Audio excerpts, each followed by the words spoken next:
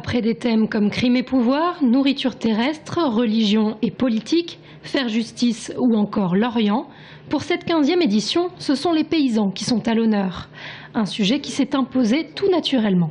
Il est clair que le thème des paysans est un grand thème d'histoire, mais aussi un grand thème d'actualité. On ne peut pas ouvrir un journal ou regarder une émission de télévision sans parler des paysans, sans parler de nourrir la planète, la réforme de la politique agricole commune, les OGM, la sécheresse, la production de céréales, les excédents de la balance des paiements dus à l'agriculture.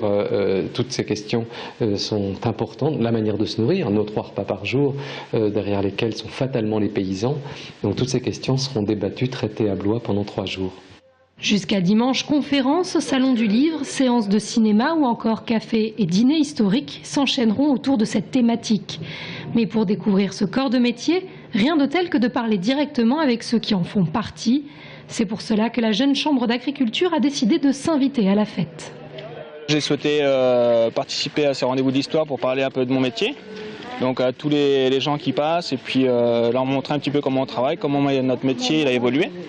Et puis en même temps leur montrer toutes les productions qui existent au centre de la région du Loir-et-Cher.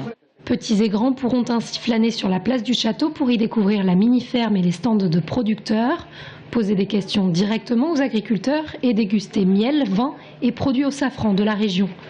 Cette année encore, les rendez-vous de l'histoire devraient drainer entre 25 et 30 000 personnes. Pour l'ensemble des événements, l'entrée est libre et gratuite.